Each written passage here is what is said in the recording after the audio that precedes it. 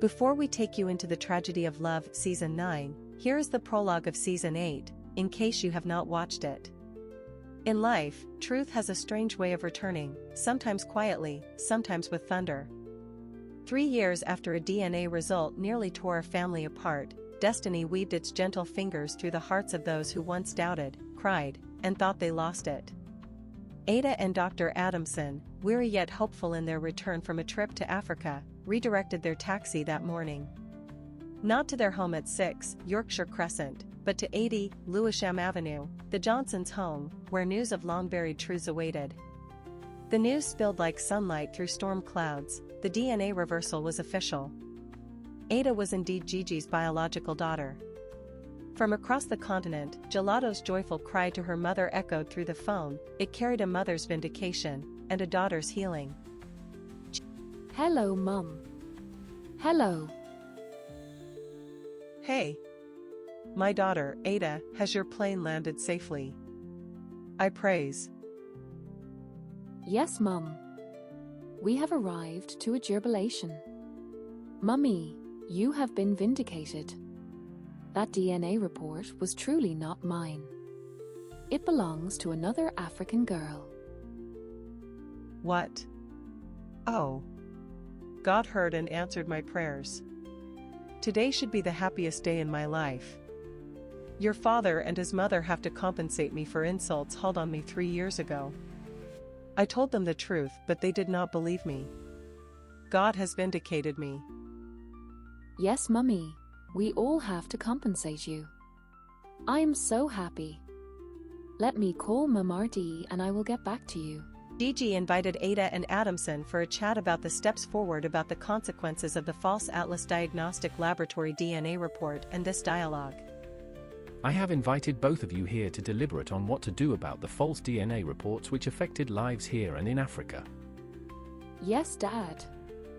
I have discussed it with Adamson and we weighed the injuries, trauma, and distrust the report had caused. We thought about legal action to ameliorate the pains and losses. You guys are on the right track. It was an expensive mistake by Atlas Diagnostic Laboratory and they should be made to pay for it. Mom and Dad. The psychological trauma was enough to cause life. It was a catastrophic negligence of obligation and I suppose the law is against it. Somebody needs to take responsibility. A few days later, Gigi, in the presence of Deborah, called Jolato to tender an honest apology for the unprintable words he unleashed on her about 3 years ago. In their phone chat. Hello Jolato, this is Gigi calling. How are you doing? Give me one good reason why I should speak to you. Because I am the biological father of our daughter, Ada. I know that we almost put the DNA thing behind us. That false report did not affect my relationships with our daughter, so give me some credits.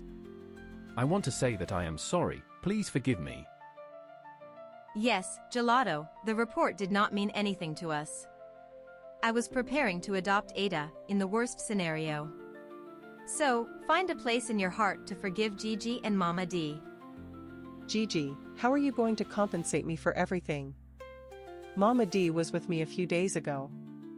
She came down from Okasoto to apologize to me and we are good now.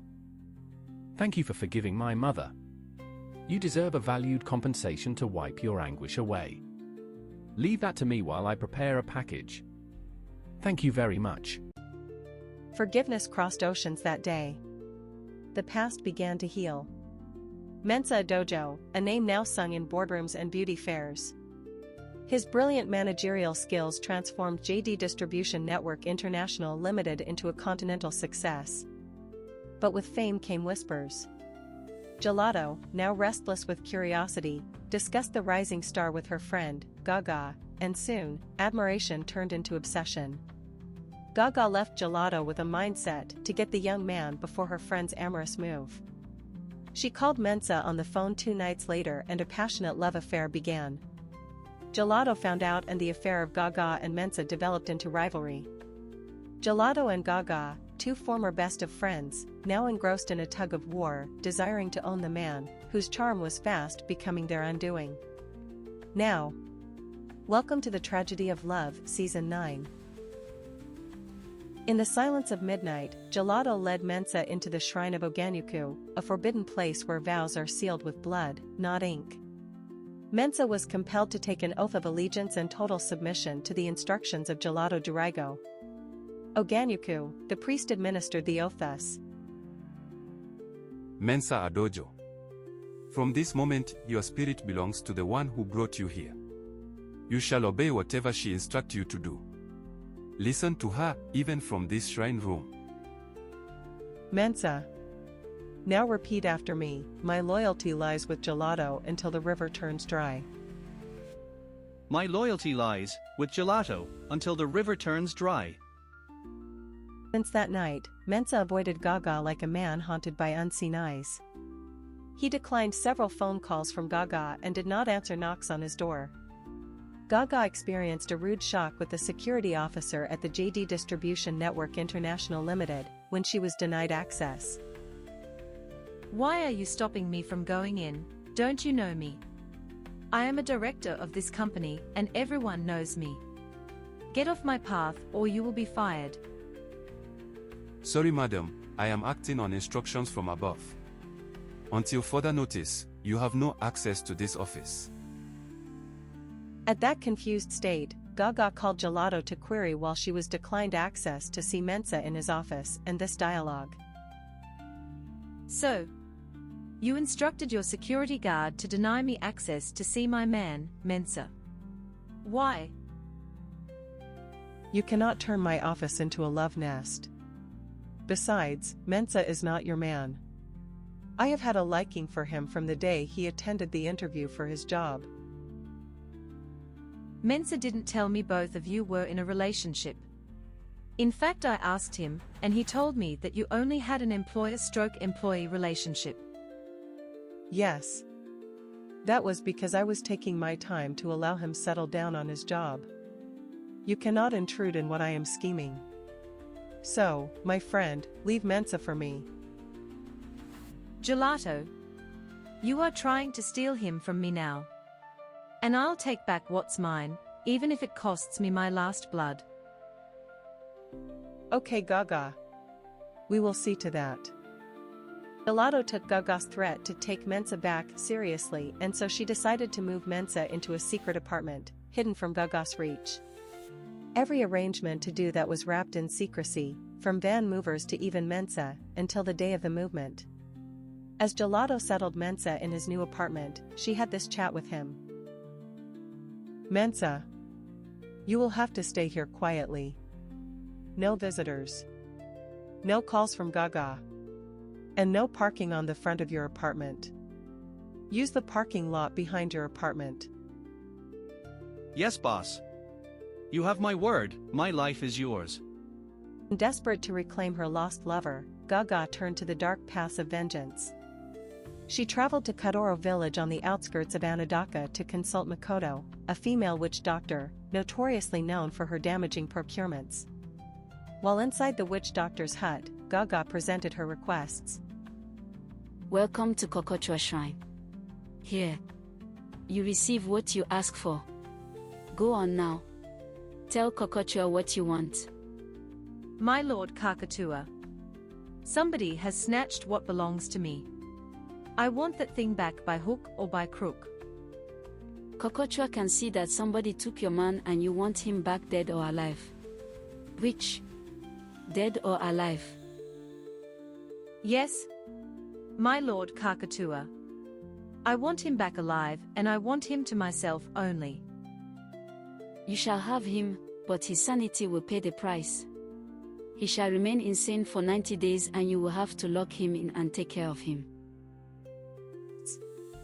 Days later, the curse found its mark. It started midday in the office.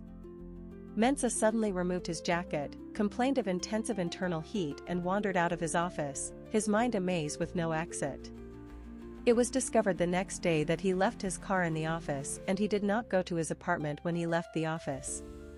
Mensah's disappearance from the office became a great concern to everyone, particularly to Jolato, his boss. Gaga was informed of the incident by her spy in JD Jewelry Boutique. Gaga drove around Anudaka, searching for Mensah, and when she finally spotted him in Lolima Mall, this dialogue ensued. Oh Mensah. Mensah my love, how have you been? Don't worry, I am here now and you will be all right. Do I know you? Where is my car which you drove into my palace? I will not marry you, come rain, come sunshine. I am traveling to the UK. Look at my plane over there. It took much efforts of young and able-bodied men to assist Gaga put Mensah in her car and driven from Lolima Mall to her apartment. Gaga instantly arranged for a psychiatrist nurse to inject Mensah and get him in a deep sleep. It has taken over a week that Mensah wandered out of his office. Jolato and the members of staff of JD Distribution Network International Limited were lost with clues of his whereabouts. In the haze of confusion, Mensah made a call that caused more anguish and bewilderment. In the call, Mensah thundered. Is that Jolato? Hey Jolato. I'm done. I can't work for you anymore unless you agree to marry me. Say you will marry me or I resign. Mensah. Where are you? What's wrong? Okay. I will marry you. Tell me where you are and I will come and get you now. I don't know. Where am I? What is wrong? Which should I answer first? I am done, I am done. Mensah. Mensah, please talk to me. Oh Mensah. Mensah. He has hung up on me. Jolato then reported the case to the police department and the phone call was traced to 52, Dimamo Street, the residence of Gaga Anodi. Some police officers accompanied Jolato to seal the front and back doors of Gaga's apartment, while she was whisked off to the police office. Simultaneously, the police called an ambulance to take Mensah to the hospital for medical evaluation of his condition. At the police office interrogation room, Gaga argued that she did not kidnap Mensah but tried to rescue him from the street, when she found him disoriented.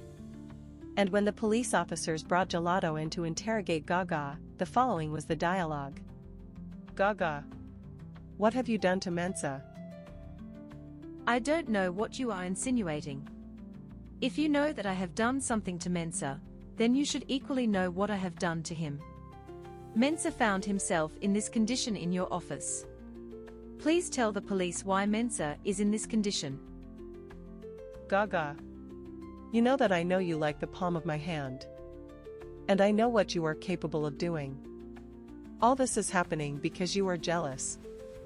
Because Mensah has dumped you. You should undo whatever spell you have invoked on that innocent young man. Madams, enough of these accusations and counter-accusations without proof. Police are interested in proofs and evidence. And until any of you come up with enough evidence, both of you are free to go. As both ladies left the police office, they rained insults on themselves, calling each other names, such as, Hey Jolato. I have proven to you that your plans to incarcerate me have failed. Shame on you and your money. For many years, I know you are very diabolical. I know how you have employed charms to do whatever you do. So, Mensah's case is not different. You only want to destroy what you cannot ordinarily have. I will sort you out. Look at a kettle calling pot black. By which power did you possess your wealth? Bring it on. Let us expose ourselves. And let's see who would be more shameful. Right. The battle line is drawn. And with the last word from Jolato, she entered her car and drove away, while Gaga waited for the taxi she booked to take her home. In Anudaka Psychiatric Hospital, science searched for cause and answers to Mensah disorientation, but found none. He was prescribed antidepressants, antipsychotics, mood stabilizers, and detained on hospital bed for observation. Can Mensah get out of his mental predicament? What would be the outcome of the war between former best friends?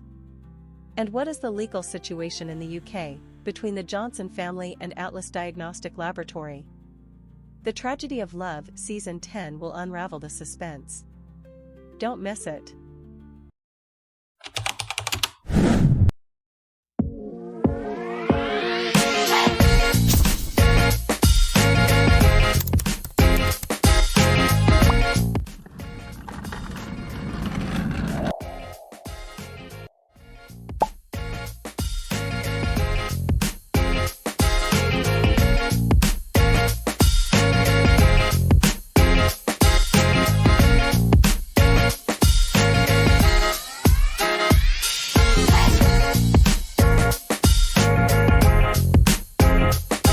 Bye.